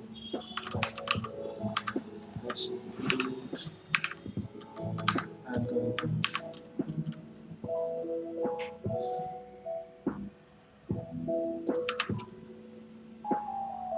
so I don't know if Max is going. If so, Max is still showing an error.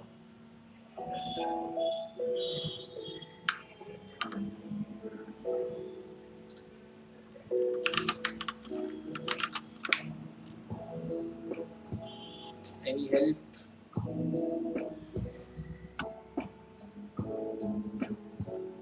STD Max. Okay.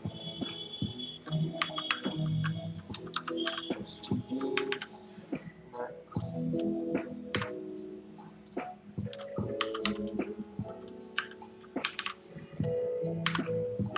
Okay, so if it's a, so we can check it out here in DevDocs.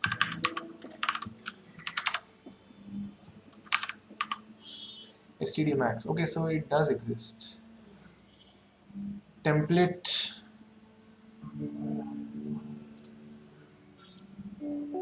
Uh,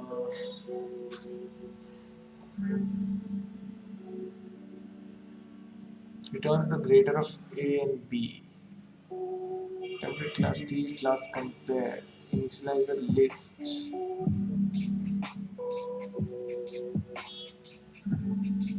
No instance of overloaded function.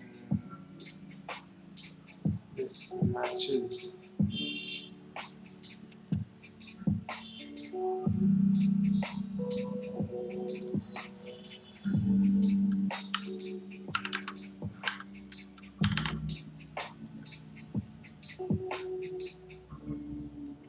Okay, I think this is going to work. I'm not sure.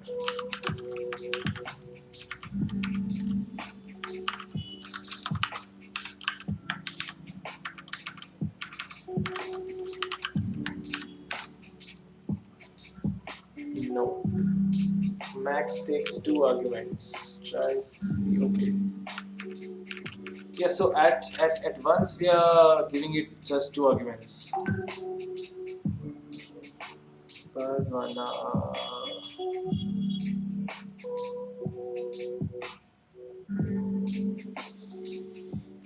Hmm.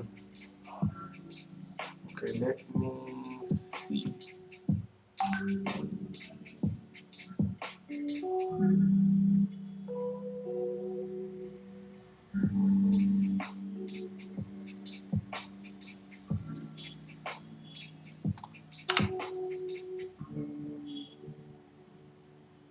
Yeah, this fixed it.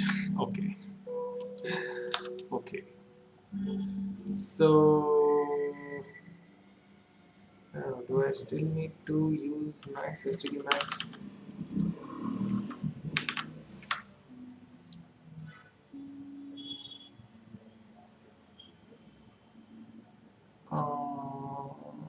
Okay, I don't know why this is not working.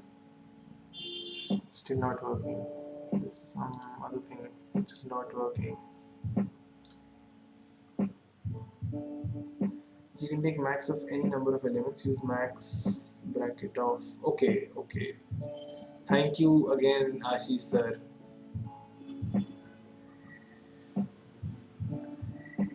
Okay, so how are we supposed to do it? Max of A, B, C, D. Okay, so we used to use, supposed to use.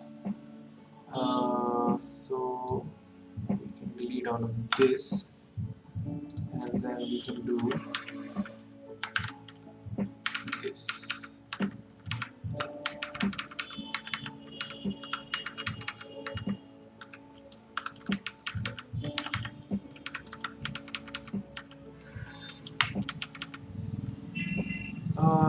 Yeah, yeah, this is working now. Great. Okay, this is very nice. Thanks for the help, Ashish sir. Shout out, shout out to our core coordinator, Ashish sir.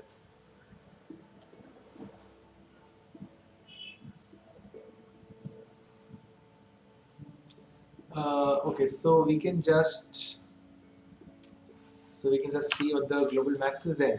Is that how it works? See out global max. Global max.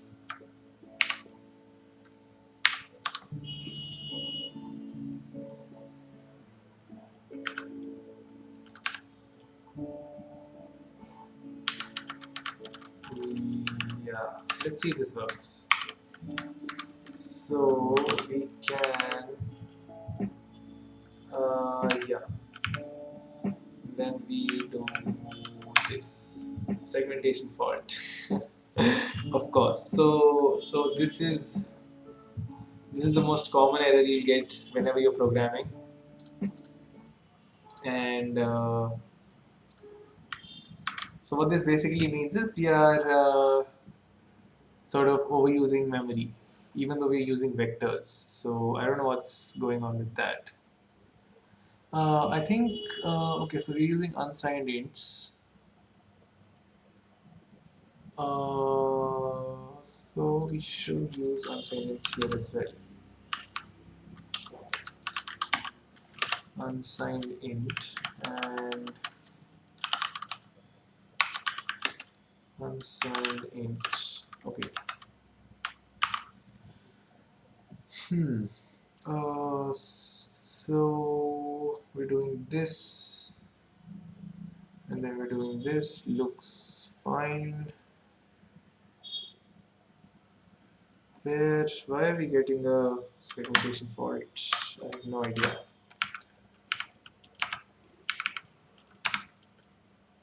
Still a segmentation fault. So now we are going to do some debugging. So we are going to comment out some of this stuff and then see if our loop is working.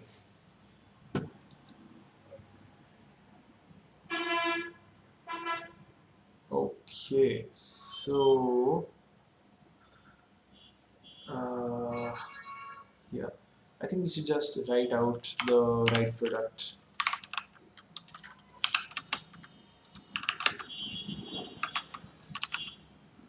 Right product and see what this gives us.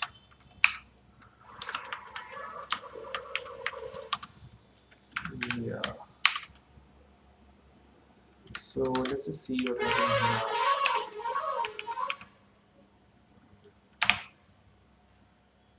Okay, so something is wrong here.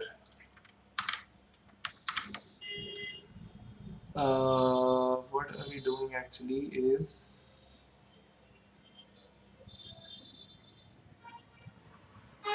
okay, so why is this not working? Let's see. If this is less, okay, so we are j is greater than, so here j is greater than 4. So we are doing that. Okay.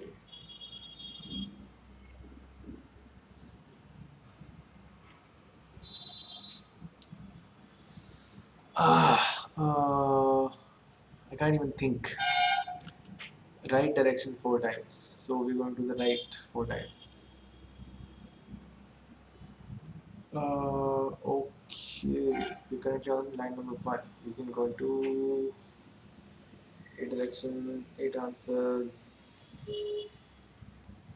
Hmm.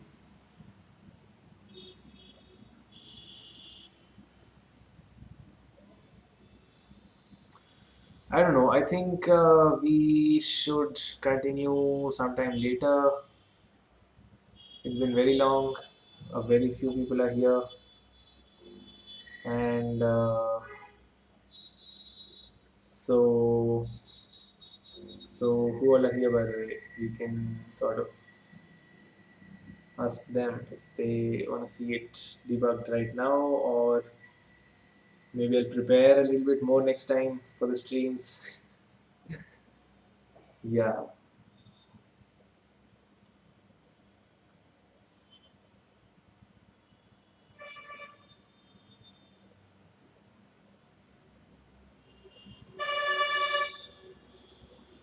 So no responses. No responses again. This is like pretty hard because so I'm talking about our teachers.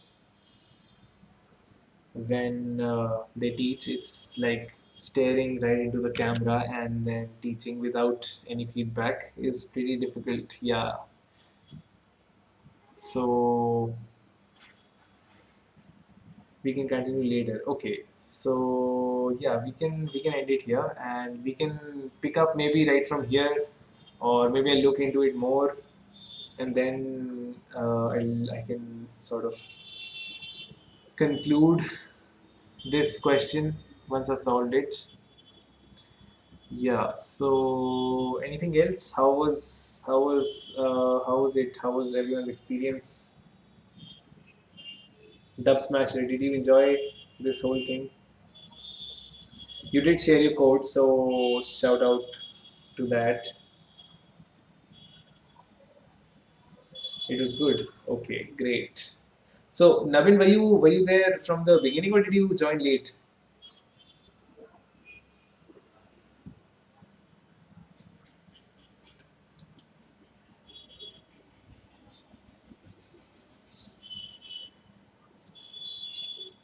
Late. Yeah. Okay. So you said it was good. Okay. So did you learn anything new today, by the way? That's the main point. So like the things that I did here. So let me just bring this up. So what like the thing I was trying to do here was it was sort of more complicated than it had to be, and this is much simpler. So we're just going through the whole matrix once, and we're just calculating the product sort of more like in a clever way, so we don't have to go through multiple iterations like I would have. So yeah, so the way I was thinking, I would have gone first for the rows and then for the columns and then diagonal and then the other diagonals. So yeah, I would have gone through this loop 4 times. So yeah, it wouldn't have been very efficient. This is very good. So I don't know why we are getting a fault here. I usually like when there's a segmentation fault, I can sort of imagine a good reason for it. Right now, I really can't because we're using vectors. So we shouldn't really get a segmentation fault when using vectors. And it's not that long anyway, like it's just 400 numbers. So yeah, it shouldn't be that difficult for the computer to be able to do this. I don't know. So it's almost 2 hours. We can end it, and we'll continue the next time. Yeah. Any questions? Like anyone has to ask anything related to what I was doing? Suggestions? Accessing negative indexes. I'm not.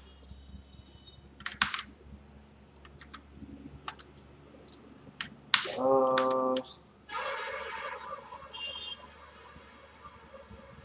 so we're doing that for this, and no, I don't think we are accessing negative indexes. I minus 1. Okay, so this might be the problem. You're in here, so it's 0. Okay, okay, okay. If j is equals to 0, yeah, yeah, yeah, yeah. It's obviously going to give a segmentation fault. Yeah. So we need to change this. If I just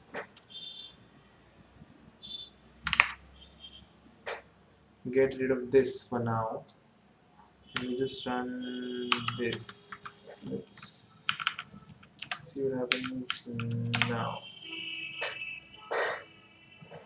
Okay, so this seems to work.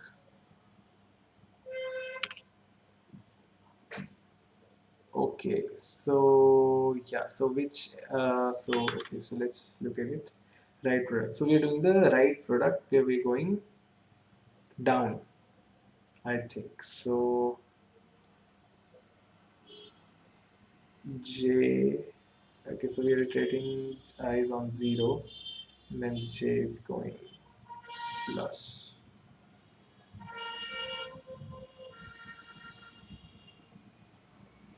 So we're going like this.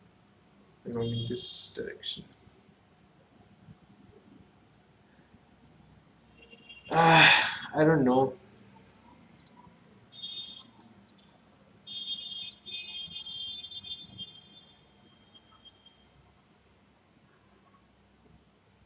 Rule of thumb: whenever you access the worst case x and y, always use x is greater than or equals to 0 and x is less than max index y, and y is greater than or equal to 0 and y is less than max index y, and only inside this condition if access those memories. Okay, so this is a great.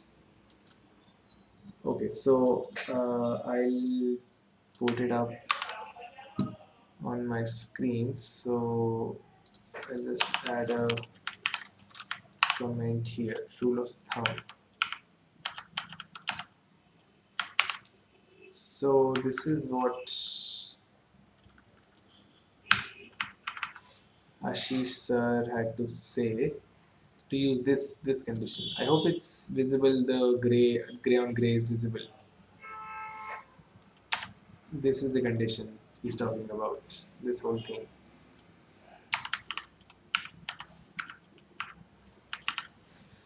Yeah. This is okay. So if x is greater than or equals to 0, max, and x is less than max index of y. Okay, and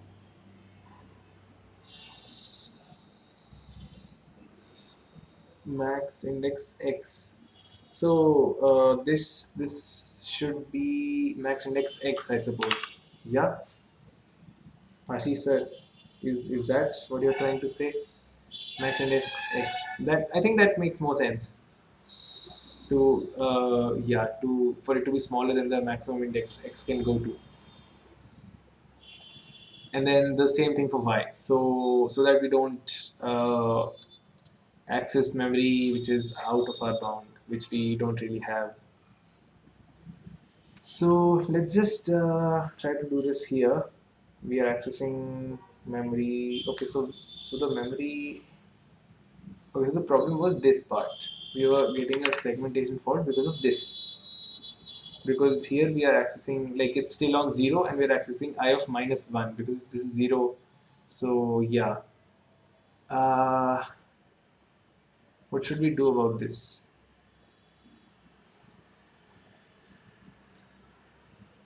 We could. Okay, so this, what does this condition do actually? J is greater than or equal to 4. Okay, so we are saying first we'll go to the fourth and then we'll come back. Yeah, that's not a great idea. Yeah, so we're going to j is equals to 4 and then we are coming back on I.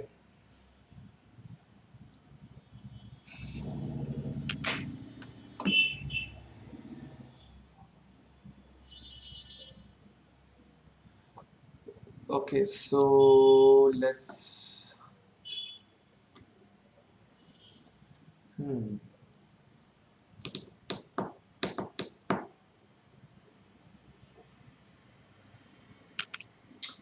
The code is incomplete. Yeah, the code is. I mean, it sort of works, I guess. I mean, the basic logic which we need,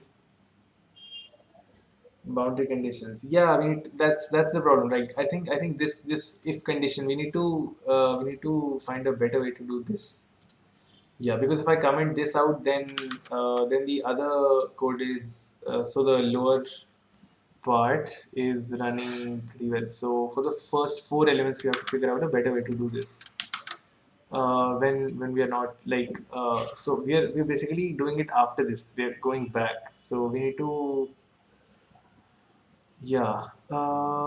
What if we just. Okay, so.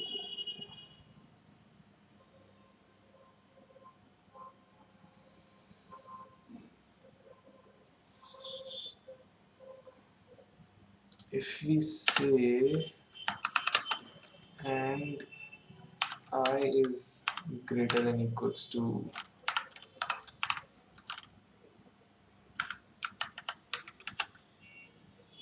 4. So I think that should help for our case. I don't know. Let's see. Okay, so this worked now. Yeah, so what was happening is I think we also needed this condition here where we're doing it for when I is so basically this is the case we're checking for these elements where it's less than 4, I think. So I think now it should be fine. Let's see. It's a yeah, it's a leap of faith. Let's see what happens now when we try to find the maximum. Okay, and I think we can also do this. See out local max.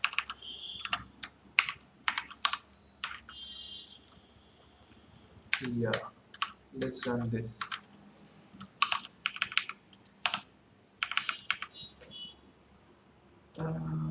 Yeah, segmentation fault. Okay, so we still have something that's not right. Okay, so we're doing the same thing here also. Oh, I didn't see this. Uh,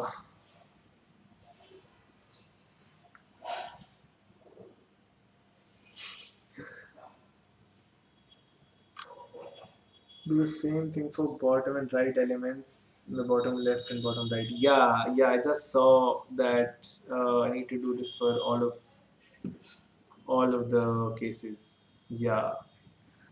So how can we do this? So this is going to be true when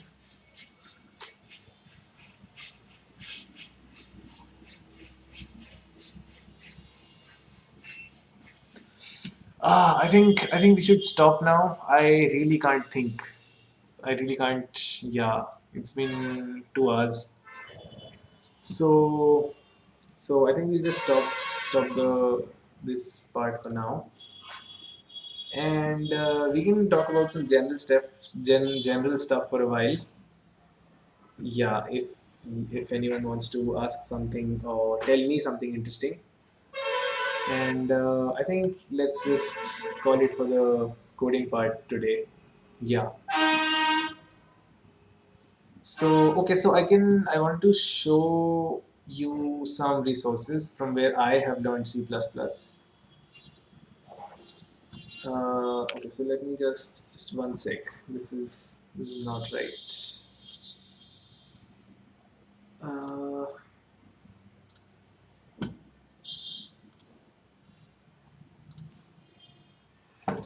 so we are going to YouTube. Okay. So I wanted to tell everyone about chili tomato noodle. Chili tomato noodle. Yeah. So I think this is a very good channel if you want to learn C++, and in playlists. So there's a lot of series. So he does coding challenges. He has some stuff on standard template library, STD gems. There's advanced C++, and there's beginner C++, intermediate C++. So this is the stuff I think I've used the most.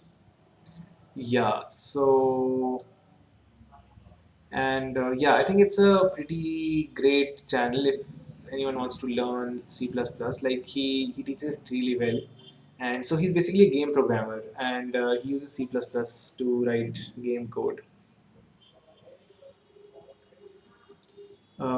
Yeah,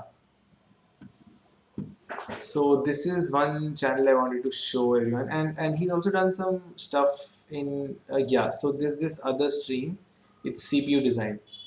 So in the first two streams, it's basically all of like digital logic design and finite state machines and that stuff. So anyone who wants to uh, like learn about digital electronics and finite state machines, and he uses Logisim. So Logisim is this simulation tool which can be used to simulate digital circuits. So it has like multiplexers and gates and everything. So you can use. So he uses that. It's a pretty good tool, I think. So and then later on, like he starts doing very complicated stuff. So he basically builds a 8-bit CPU with control, ALU, data, memory, everything. So yeah, it's I think it's also pretty good for anyone in electronics who wants to learn this. Yeah, and there's this other channel which is the Cherno.